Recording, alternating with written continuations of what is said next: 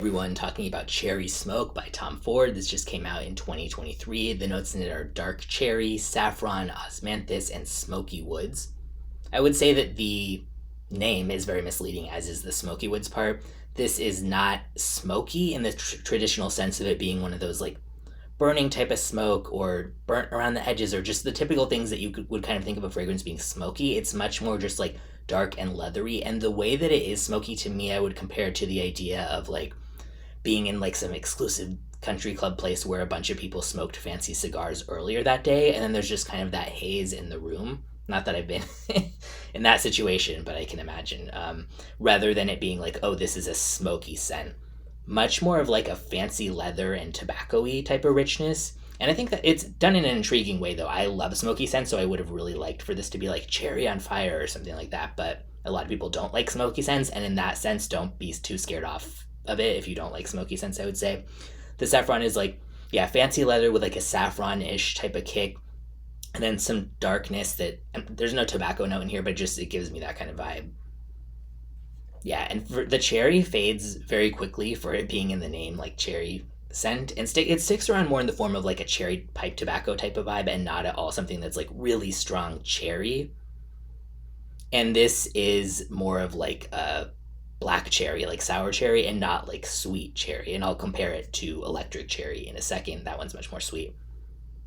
I would say this leans mature, not necessarily by age, because sometimes when people say that, they're basically saying like, oh, this would only go with somebody or be associated with somebody who's over 80 years old or something like that. But just more in terms of like sophisticated. And it seems like it would go best to me, I would say, with upscale occasions. Yeah. And yeah, so this is unisex leaning masculine, I would say, whereas electric cherry is unisex leaning feminine. And in terms of comparing it to that,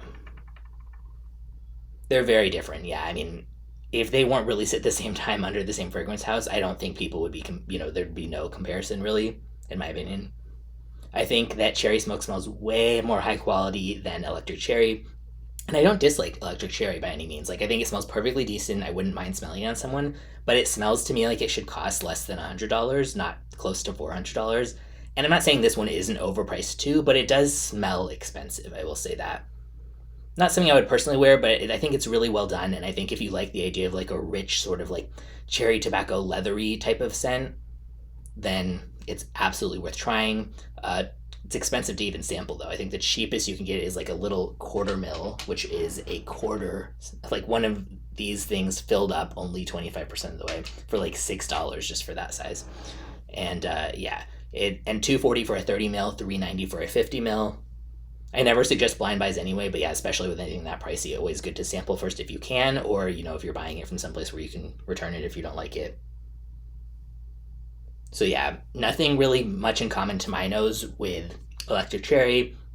And then in terms of something like, what is it, Burning Love Fest Cherry by Kayali, that one is much closer to electric cherry. That's not much like cherry smoke. The only things I've tried that I would compare to cherry smoke, honestly, there's a couple indie fragrances that one of them is, I think it might be Headmaster by Posey. There's a couple different Headmaster ones, but it has like cherry tobacco type of note, and it's supposed to smell like a headmaster's office or something like that.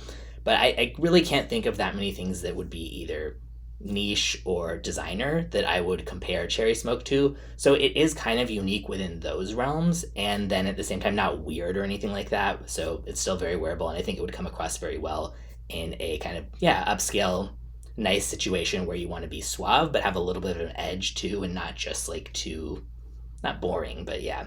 And yeah, I'll link in the description where you can get a bottle or sample if you do want to check it out. And this one, yeah, has much better longevity and projection than electric cherry, and for this, it's not bad at all. And compared to this, also isn't very much like Lost Cherry at all. So Lost Cherry, if I had to say, is closer to electric cherry, but it's really not like either of these. I would just take this as it is on its own and not even try to really go into it trying to compare it too much to any of those other ones if you get your hopes up or down either way about that. But yeah, if you've tried it, let me know what you think.